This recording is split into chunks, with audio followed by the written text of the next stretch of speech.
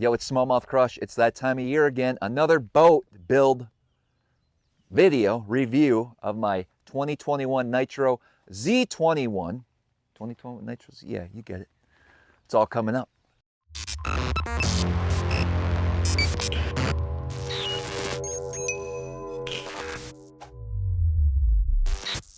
Well, another year, another Nitro. That's how we do it. Bowers Marine, located near Reading, Pennsylvania. Those are the guys I use when it comes to purchasing my boats. They're a Nitro and Ranger dealer, second oldest Nitro tracker dealer in the country.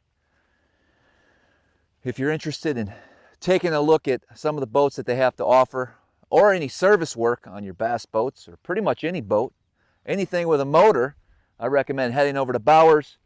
Get a hold of Doug, tell him SmallmouthCrush sent you. Let's talk about the boat. So I decided to go with a little different color scheme than my usual. Normally I'm blue, highlighted blue, and a darker, like a black or a darker gray. This year I went with silver because I don't think it shows the water spots as much. It's easier to clean, plus it looks pretty sharp. Let me know in the comments what you think of the color of this Nitro. I think I'm going to stick with this. I like it. I really do. So if you see my other previous boat build videos, this one's going to be very similar. So I'm not going to make this extremely long. I just want to go through some of the important items that I've added to this boat to help me fish more efficiently on the water, some safety things, and just some things to make sure that this boat and the equipment will hold up, because I do fish a lot of big water. I'm on the Great Lakes quite a bit, big waves, and making sure my equipment is always going to be working, at least try to, okay, is my top priority when it comes to how I set these boats up. So let's actually start at the bow. Let's talk about the electronics, and then we'll kind of get into everything else and how I have this boat set up. Of course, I had to pick a day when it's misty now and a little bit of rain, but I've been so busy I wanted to get this video out for quite some time. But as far as the graphs here at the front deck, I decided to go with the two Garmin EcoMaps 126s, and then I have a Humminbird Solix 12 at the console. And the main reason for this, I didn't want to run three graphs, but it's really important for the type of fishing I do. I decided to stick with the two Garmins. I have one that's always on down view and one that's always on forward view with my LiveScope, and that's really important for the fishing I do offshore.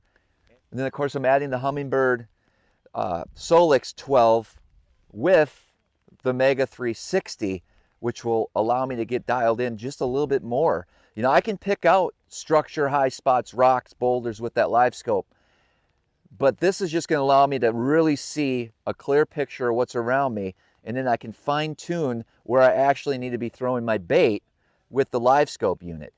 And for me, once you use LiveScope, it's hard to get away from it, especially for offshore fishing. But once you add two transducers, it's hard to even go back to one. I like to explain it this way. Having that one transducer, the forward, you can see the fish right below your boat, but having one screen designated strictly to down view is going to allow you to actually have a magnified look of what's actually going on down below. So you can really see how those fish react to your baits when you're fishing them right below the boat. And as you can see, I went with the Lowrance Ghost this year only because I had some issues with the Garmin. I was on my third Garmin last year, the Garmin Force trolling motor, and so I had some issues that I just can't use it another year. It just didn't make sense. The problems I've had with it in the past, even when it was working fine, it still, remember, would shut off when it comes out of the water in big waves, which is 30 times a day, if not more. And it was just irritating. So far, good news on the Lowrance Ghost. It's been working out great for me. It's super quiet, very reliable so far up to this point. I'll let you know if this thing sucks, I promise you that. So I also put the Delta weed cutter on this trolling motor because I read in the forums that there was some issues with it in grass, and so hopefully this will help. You know, one thing I really like about this Lowrance Ghost is the foot pedal. I had some issues with the Garmin Force. the buttons just stuck up too much and I kept hitting them. So far, this has been super reliable and I'm not stepping on buttons and whatnot. It still has your anchor lock. It has a couple different, I'm still learning this, but it's a really cool streamlined system that they have. And they also have it on a Teenage Marine troll tamer, little device that locks that pole into place. That way that trolling motor isn't going to be moving in those big waves. So you can also see I have the transducer, shield, and saver on the trolling motor. This is the Humminbird down image and 2D transducer. That way I can read depth on the Humminbird if I want to use their 2D, which I have no idea why I would, because it's terrible. But I can also use their down image on that as well. All right, what's securing all these three graphs to this boat? Big waves, crazy conditions sometimes. You got to make sure your stuff's not going to fly off, your electronics. They're expensive. I want a mount that's going to hold those in place and I don't have to worry about it. A worry-free mount. So I've been using the Bass Boat Technologies mounts for 3 years now, and I have no reason to buy anything else when it comes to the ability to mount your graphs to your boats. From the gimbal mounts, the replacement gimbal mounts, to the actual mounts. And they make singles, doubles, triples, whatever your boat brand, whatever your arrangement of graphs will be, they can customize these mounts for you. I promise you, you're going to be pleased. It's a very solid piece of equipment. And now we get a hold of Van. That's a gentleman's name over at Bass Boat Technologies. And definitely look into putting these on your next boat. So at the console, I'm running the Humminbird Solex and the Garmin. So this is really good for 2D. And this is what I'm using, the Humminbird, for my side image, down image, and mapping. I also use the mapping on the Garmin. And I'll go between the two, like so, Lake Master chip here, and I believe it's the Ultra, Lakeview Ultra maps for the Garmin. Every lake's different. Some maps are better in the Garmin, some are better in the Humminbird. It's really cool to be able to have both mapping, and that way if one's not showing you something, the other one is, vice versa. And again, the Bass Boat Technologies mount right here, these things are super solid, you guys. I can't tell you enough. This is the deal. If you want to mount your graphs and have double mounts, single mounts at the console. Do you think I'll ever have 3 up here? I hope not. I hope not. And so here's just a real quick close-up of the Mega 360 that's attached to the trolling motor. I'm going to try to find out if I can't remember where I picked up these mounts for the LiveScope, but I have 2 of them. This allows me to just get it away a little bit from the actual trolling motor itself. And I think it's going to give me a little bit better image and hopefully not as much clutter. And the same thing here with this one. Now this is permanently down. Now this is fixed, okay? This isn't moving. So this one's always straight down below the boat. And so I don't really, when I'm fishing straight down, I don't really have a need to follow those fish with the trolling motor. That's why I have this set up on the actual shaft of the trolling motor, so I can move around and follow those fish with the trolling motor, because I do a lot of chasing fish down with this system, and so that's going to allow me to be able to do that. So one important thing with this Mega 360, this is a big device, and in big waves, here's the crazy part, like Humminbird, you would think would actually have a supporting bracket as well to help support this big transducer. They don't. So you have to go aftermarket, and I suggest getting the Boat Logix, and all this information will be in the description of this video, but this Boat Logix will actually hold that 360 in place, and that's going to help take that beating in all those big waves. And so I highly recommend, you want to protect your equipment. This stuff doesn't take a lot of abuse. It can't. And these boats are constantly in big waves.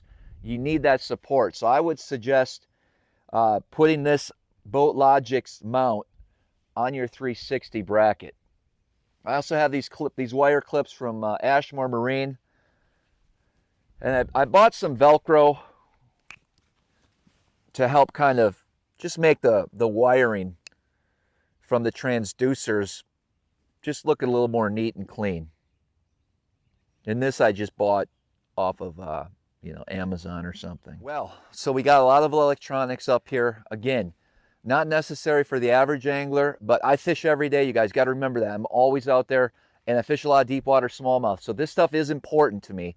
It's overkill for a lot of you, okay? So I don't need to hear about in the comments, you know, be a real man, fish without a graph, all that stuff. Whatever. I like to set the hook, okay? I don't like randomly casting for hours and hours. When I go fishing, I want to set the hook. Anyway, so we have to figure out, you know, all these graphs, 2 graphs at the console, 3 at the bow. Wiring is super important, and how you're powering these graphs. And so let's talk about that. So as far as the wiring goes, See Clear Power. Again, in the description, See Clear Power. That's what you want to go with when you're going to put any electronics on your boat and you want the wiring done right. It's going to come with a pre-rigged harness. You're going to be able to customize that as well, get a standard, you know, harness for a typical bass boat setup. I had to do things a little differently. I had to make a phone call and let them know, hey, I'm running 2 graphs, I got 2 LiveScopes, I got a 360. I have a lot of things that need power. Those black boxes for the Garmins. And so he was able to customize the right size gauge, the right setup for me. Easy for my dealer to take. Actually, I have buddies that installed it themselves. I'm not going to be doing that, okay? But my dealer did, and it was really easy for them, especially in today's boats. I mean, it's hard sometimes to run wires. You don't have to run a bunch of wires. It's all set up for you, and it's going to give you a better picture on your sonar. It's going to give you higher voltage. It's going to be right. You're not going to be wondering, geez, am I, you know, for some reason my screen's not showing me this and that. Is it settings? Is it battery? Is it the way it's connected? You can at least make sure and have confidence that, yes, you are set up properly when it comes to connecting your units to your batteries. So let's talk about the batteries I'm running this year. So I've been running lithium since 2015, I believe. And I choose Lithium Pro batteries when doing that. In fact, I sold my last Nitro, my last year's Nitros, with my lithium batteries, my 236-volt trolling motor batteries that I bought in 2015.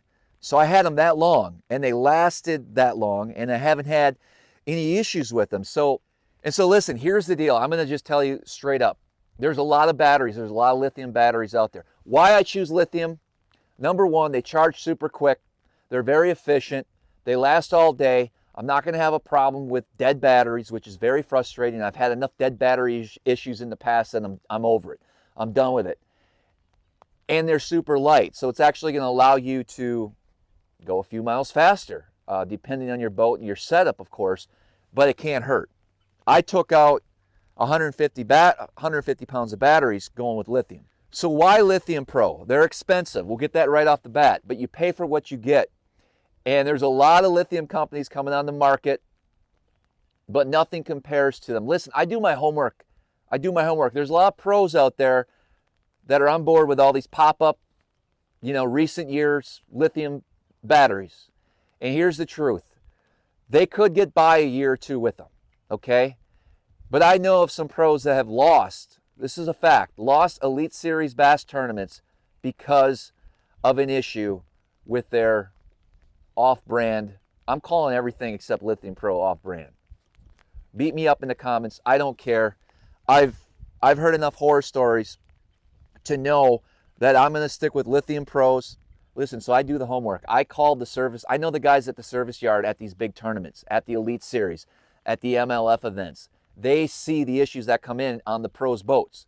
You know, the guy that's got the Wrap Lithium sponsorship on his shirt, he's not going to tell you those issues. And so I did my homework. I picked their brains. And the consensus, the general consensus is go with Lithium Pros. They have different technologies. They're going to higher run power. They're made right here in the United States. They're in Knoxville, Tennessee. They're not waiting for orders to ship overseas. Listen, lithium comes from overseas, yes, but they're built right here in the U.S. And they have different technology, and they've been around. They know what they're doing. So I'm running 236 volts parallel, the M3140-36. There's 2 of them here, and that's giving me plenty of power throughout the day.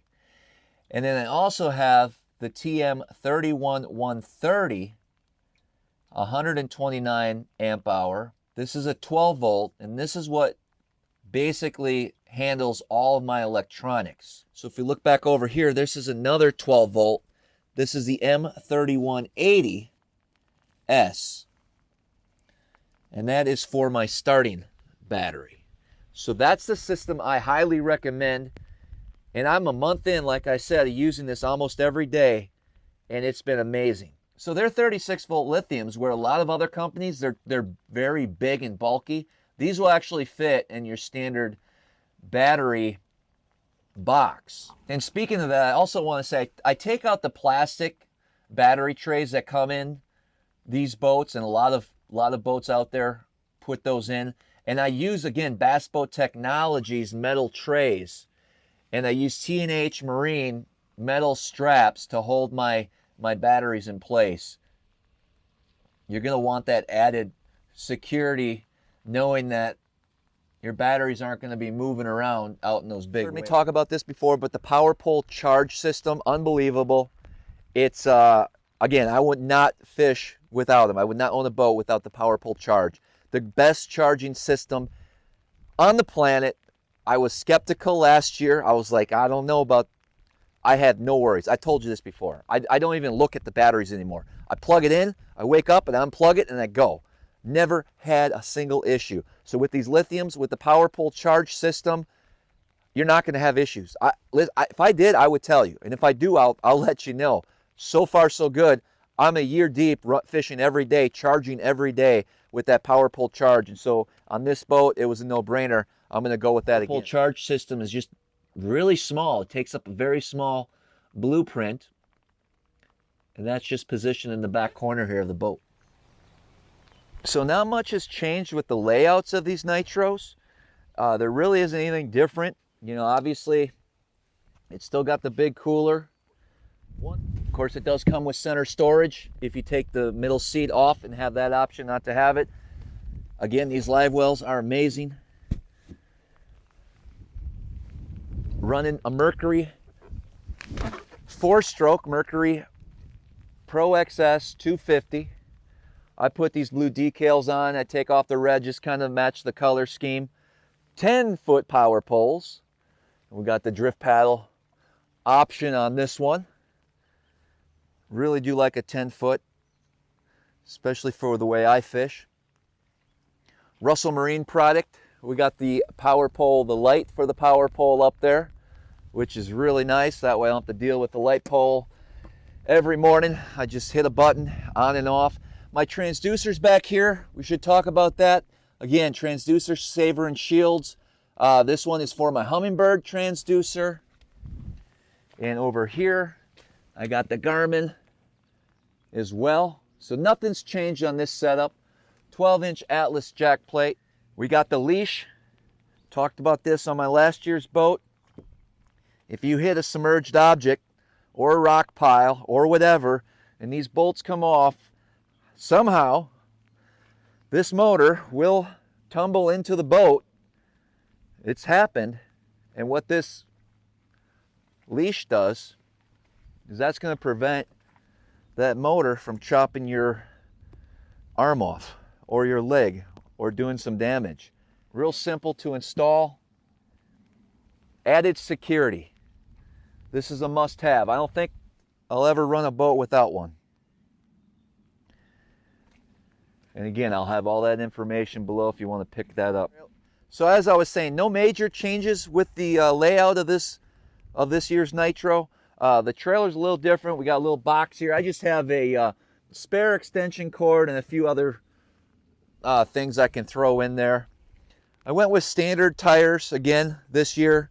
Listen, low profile tires look cool, but they're not useful when you're driving the boat all over the country. And they don't take mishap on the road, too tight of a turn, things like that. they're very unforgiving, those low profile rims. So on a Smallmouth Crush podcast, I was talking to Bob Azumi, and he recommended this company, Geiger Tech, for a bunch of different products, and I never heard of them, so I was really intrigued. I went on their website and I found a couple products that I really got excited about, and one of them is going to be this Transom saver. It's really slick, and it does its job well, simple and easy. So that's what I'm using for the Transom saver. Now Geiger Tech, actually, I'm going to show you this cool thing. This is actually a mount, and I'm going to show you what I actually have mounted on here. You probably can guess, right? I love my LiveScopes. I'm going to share with you this cool device. So one of the biggest disappointments this year for me was one of the pieces of equipment I really dearly wanted to make work, and I just couldn't get it to work. But if you have the option, and this is something you're looking at, I highly recommend it. What it is, it's the Right Height Turret, it's called. And again, that information will be in the description. But this actually mounts on your trolling motor, and they make them for all different brands. And it'll also have a spot to mount the LiveScope or whatever forward-facing transducer you own. And you're able to spin this electronically with a foot pedal, and that would have been perfect setup for me. However, I ran into the problem when this is mounted, because I have the 360 and I have 3 graphs, and maybe in your boat you can make it work, but in this Nitro it was too tight. It was close, it was just too tight to make it work. Now I could probably re-drill the holes and move those units over to the right. They'd be off center, but I'd probably have a little bit more room. But it was to the point where this pole here was I mean, 1/8 of an inch away from the graphs. And when you're running down the lake in big waves, there's going to be some flex. And so I didn't feel comfortable putting it on. It's unfortunate, because now you can actually use your spot lock, anchor lock, fish an area, stay in one place, and you can use the foot pedal to move your LiveScope and still make a cast because your hands are free. So it would have been perfect.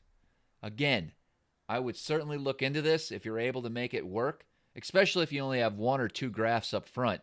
It shouldn't be an issue. But for me, it was just a little too tight, and maybe there'll be some changes made for next year. We'll see.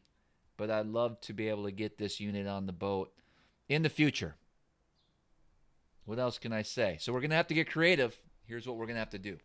So this is actually a Geiger Tech mount, and it's going to allow me to manually move my LiveScope transducer around and scan, which is probably the next best thing. So if I can't have it move with power, I guess this is the next best thing, and this is what I'll utilize in those certain situations where I know I'm going to be running the spot lock a lot, the anchor lock, and I'm still going to want to scan. I'll be able to put a transducer on here and take the other one off and hook it up to that unit, and it's actually going to be a pretty cool setup. This is an awesome mount, and it's a great option for those that wouldn't be able to run, you know, one that needs power. And it's going to stay in place as you're running. You know, if you're not making a long run, you can just pick it up fairly quickly. And then when you are going to make that long run, my plan is just to take it off this mount altogether and then stuff it in the rod locker. Now this is a tool, this is a device that I'm not always going to be using, but when I need it, at least I got it. So I really think it's an important little accessory to this system. So there you go. Nitro Z21, Bowers Marine, Mercury, Power Pole, Lithium Pros, Garmin Humminbird, it's all there. I'm getting soaked. Let's wrap this video up, guys. I appreciate you taking a look at the Nitro Z21 boat build video. Again, if you're looking at getting yourself into a Nitro or a Ranger, I would suggest heading over to Bowers Marine in Reading, PA. Let them know Smallmouth Crush sent you. Let me know in the comments below what you think of this setup. And as always, until next time, we'll see you guys on the water.